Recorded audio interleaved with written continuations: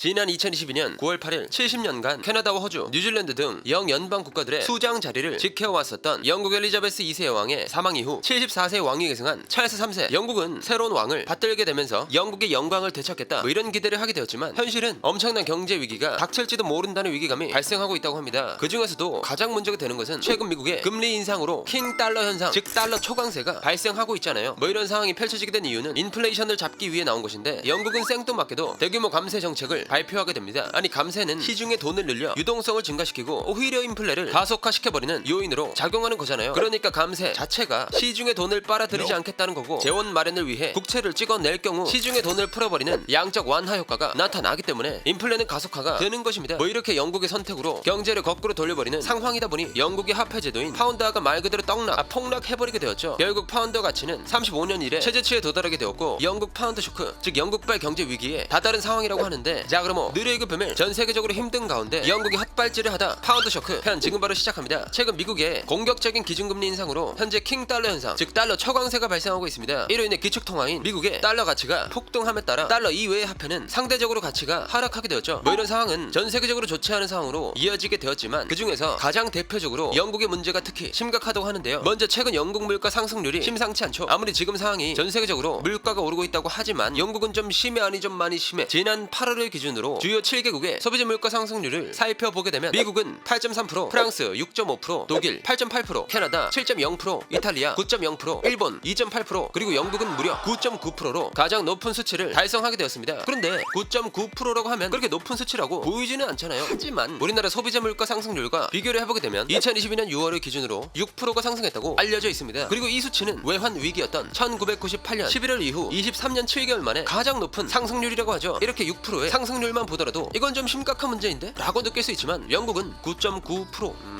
사고지 사고. 지난해 1월 대비 영국 가정의 평균 에너지 요금은 무려 68%나 상승했고, 지난해 6월 대비 빵과 음료 같은 식료품 가격은 12.7%나 오르게 되면서 영국 시민들은 잡히지 않는 물가를 도대체 어떻게 해결해야 하나 같은 고민에 빠지게 되었죠. 아니, 우리 같은 평범한 노동자들은 도대체 어떻게 살아남으란 거야? 이 상황이 지금 말이 된다고 생각해? 에휴, 나도 힘들어. 날도 이제 슬슬 추워지는데 보일러도 안 들어가고 미치겠다니까. 아니, 뭐 추운 건 옷 입고 버텨낼만 하다고 치자 먹는 건 또 어떻게 해결하냐. 음식값 무서워서 마트를 못 가겠어. 참을 만큼 참았다, 그치? 몰라, 안 해. 전기값 못 내, 보일러값 안 내. 이렇게 살인적인 물가 상승률을 버티지 못하고 영국의 많은 시민들이 빈곤층 무리급식소 같은 곳으로 발길을 돌리고 있다고 하죠. 6명 중에 1명이 돈을 아끼려고 끼니를 거른다는 조사 결과도 있다고 하니까, 심지어는 더 이상 물가를 견디지 못한다고 외치면서 정부 규탄 시위를 벌이기도 한다고 하는데요. 이 시위에서는 전기료 청구서 등을 불태우면서 정부를 향해 그만하면 충분하다, 물가 상승 멈춰를 외치고 있다고 하죠. 뿐만 아니라 영국 내 자영업자들은 전기 요금을 지불하지 못해 올겨울 70%가량이 폐업 위기에 놓여 있다고 합니다. 또 만약 보일러를 켰다고 해도 한국 돈으로 100만원 이상이 나오는 경우가 대부분이어서 보일러 3번 틀 걸 2번에서 1번으로 줄이고, 빈곤층 사람들은 직장에서 벌어들인 수입으로는 부족하기 때문에 투잡을 뛰게 되는 상황까지 발생한다고 하죠. 이것만 보면 우리나라 상황은 양반이네, 양반. 이렇게 생각하실 수 있으시겠지만 영국의 문제는 여기서 멈추지 않았습니다. 2022년 올해 초 1파운드당 1.3달러대였던 파운드 환율은 지난 5월 1.2달러대로 떨어진 데 이어서 1.12달러로 또 떨어지고, 한때는 파운드 환율이 사상 최저인 1.03달러까지 주저앉게 되면서 1달러에 가까워진 상황이죠. 지금과 같은 파운드 달러 환율 수치는 약 20% 가까이 가치가 추락한 것인데, 이런 상황은 지난 9월을 기준으로 주요국 통화가치 하락 폭중, 달러 대비 낙폭이 가장 큰 국가로 선정되었다고 합니다. 아니, 영국 정부는 도대체 뭘 하고 있는 거야? 아무리 영국이 이미 경제 침체에 빠진 상황이라고 해도 이건 좀 심한데? 먼저 2022년 9월 영국은 엘리자베스 트러스라는 신임 총리로 바뀌게 되는데요. 이와 동시에 영국 정부에서는 대규모 감세 정책을 발표하게 됩니다. 이 감세 정책을 좀 살펴보게 되면, 소득세율은 현재 20%에서 19%로 인하할 것, 소득세 최고세율 현 45%에서 40%로 인하할 것, 기존 25%로 인상하려 했던 법인세 인상 계획을 19%로 유지할 것, 첫 주택 구입자 부동산 거래세 하향할 것, 전체 규모 약 500억 달러, 즉 하나로 약 70조 원 이상 감세. 그런데 이 세금을 줄이겠다는 감세 정책은 1972년 이후, 그러니까 거의 50년 만에 가장 극적인 감세 정책이라고 하죠. 그런데 이게 일반적인 시각으로 봤을 때 물가가 잡히지 않으면 보통 이런 정책을 펼치진 않잖아요. 아니, 미국을 비롯한 세계 각국이 금리를 올려가면서 죽냐 마냐 하고 있는데 갑자기 세금을 급격하게 줄이고 수십조의 보조금을 준다? 이건 좀 말이 안 되는 거지. 게다가 감세 정책을 펼치게 되면 시중에 돈을 풀어서 유동성을 증가시키겠다는 건데, 그렇게 되면 시중에 돈을 빨아들이지 못한 상황 상황에서 재원 마련을 위해 국채를 계속 찍게 될 거고, 그 돈을 시중에 풀게 되면서 양적 완화 효과가 나타나기 때문에 결국 이 정책은 인플레를 가속화하는 요인으로 작용하게 되니까. 하지만 영국 정부의 입장은 우리의 생각과는 다른 의견을 제시합니다. 자, 이번 감세 정책은 우리 세대에서 가장 큰 규모의 이벤트입니다. 이 정책으로 인해 우리는 2.5%의 성장을 달성하게 될 계획이죠. 아니, 연준에서도 성장하지 않고 고통을 감수하겠다는 와중에 뭐 2.5% 성장? 너 제정신이야?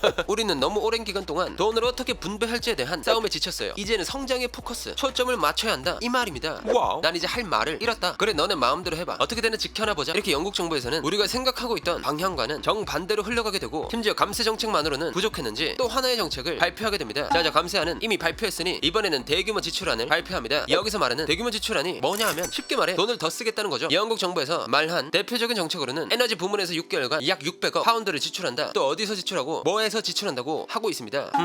감세 정책을 하면서 정부에는 돈이 없어지는 거 아닌가? 세금을 줄이는데 돈이 어디서 나? 뭐 방금 말씀드린 600억 파운드 하나로 환산해 보면 약 95조 원 정도거든요. 소비자 물가 지수 9.9%의 감세 정책을 하고 있는 상황을 보면 돈 넣을 구멍은 찾아볼 수 없는 게 정상이죠. 하지만 영국 정부 정말 놀랍게도 그 방안을 찾아냅니다. 바로 돈을 빌리자. 이게 돼? 라고 생각하실 수 있으실 텐데요. 뭐 이 말을 쉽게 말해 돈을 빌리자인 거지, 실제로는 정부가 차입으로 성장을 촉진할 것이다, 뭐 이런 겁니다. 그러니까 돈을 빌리겠다는 것은 즉 국채를 더 발행하겠다는 거죠. 그러나 이렇게 세금을 줄여가면서 보조금을 뿌리는 상황은 영국 정부의 재정 적자가 심해지게 될 겁니다. 금리가 오르는 지금 상황에서 국채를 발행하면 정부의 이자 부담은 더 커지게 되고, 시장에선 영국 정부에 대한 신뢰가 박살이 나고, 그렇게 되면서 영국 국채, 주식, 파운드화 가격이 폭락하게 되는 거니까 이게 뭐 영국식 영끌인지 아니면 이왕 망한 거 끝까지 한번 가보자, 뭐 이런 건지는 몰라도 네, 그렇다고 하네요. 결국 많은 전문가들은 영국의 이런 선택에 있어 좋지 않은 방향으로 이야기를 합니다. 하지만 앞서 말씀드린 영국 신임 총리 엘리자베스 트러스 누님의 생각은 조금 달랐죠. 자, 쫄지들 말어. 이번 감세와 차입 이건 무조건 승리한다. 내가 경제 성장을 촉진할 수 있을 거다에 내 총리직 건다 라고 하면서 새로운 시대에는 새로운 접근이 필요하다라는 말을 남겼습니다. 뭐 영국 정부 입장에서는 세금을 대폭 줄여가면서 민간 경제를 활성화시키고 정부가 돈을 찍어내든 다음 세대에게 물려주더라도 어떻게든 마련한 뒤 돈을 써가면서 경제 성장률을 올리겠다, 뭐 이런 건데, 이런 정책안들은 결국 아까 살펴보았던 파운드화의 가치를 박살내기 시작했습니다. 아니, 기축통화인 달러를 사용하는 미국도 아니면서 세금 적게 거두면서 감세하고 정부는 돈을 더 풀겠다고 하다 보니 당연히 파운드에 대한 신뢰도가 뚝뚝 떨어지게 되는 거잖아요. 결국 금리가 폭등하면서 파운드 가치는 35년 이래 최저치에 도달하게 되었고 앞으로 더 내려갈 수 있다는 전망이 나오고 있죠. 이로 인해 국제 신용평가사 즉 S&P는 파운드의 신뢰도가 떨어지고 영국이 이런저런 헛발질을 계속 하다 보니 영국의 신용 등급 전망을 안정적에서 부정적으로 하향 조정하게 되었다고 합니다. 또 국제통화기금 IMF에서는 이례적으로 성명을 통해 고소득자에게 혜택을 주는 감세가 불평등을 심화시킬 것 이러면서 철회를 촉구하기도 했죠. 이런 상황을 계속 지켜만 보던 영국은 자기들도 이건 아니다 싶었는지 앞서 설명해드렸던 대규모 감세 정책을 발표한 지 열흘 만에 철회하게 되었다고 합니다. 그 내용은 소득세 최고세율 폐지 계획을 철회하겠다, 뭐 이런 건데, 이 정책을 철회하자마자 파운드 가치는 전날보다 소폭 상승하게 되었죠. 하지만 블룸버그 통신 등 미국 언론들은 소득세 최고세율 감세 철회만으로는 파운드 가치 추가 하락을 막기 힘들 것이라고 전망하고 있습니다. 그러나 영국 정부는 이에 굴하지 않고 공공 서비스 등에 자금을 지원하고 임금을 인상해서 국가 전역에 기회를 창출하는 고성장 경제 구축하겠다라는 입장을 밝히고 있죠. 뭐 이 모든 것이 영국 정부에서 경기를 부양하기 위해 감세안을 제시. 하지만 감세가 오히려 물가를 자극해 위기감을 더 높이고 있다는 분석이 나온 상황이잖아요. 결국 불확실성이 커진 영국 금융시장에 파운드와 투매가 이어지고 파운드와 가치 하락으로 인한 영국 내 해외 기업들의 손실이 불가피해지면서 파운드 쇼크는 세계 금융위기를 부채질하게 될 수도 있다는 우려가 커지고 있는 상황입니다. 앞으로 영국 정부는 이 상황을 어떻게 해결해 나아갈지 빠른 대책안이 필요한 시점으로 보이네요. 자, 그럼 영국발 금융위기가 전 세계를 덮치는 일이 없기를 바라면서 오늘의 1급 비밀 마치도록 하겠습니다. 다음에 또 다른 이야기를 담은 서류 1급 비밀 파일을 들고 다시 찾아오도록 하겠습니다. 감사합니다.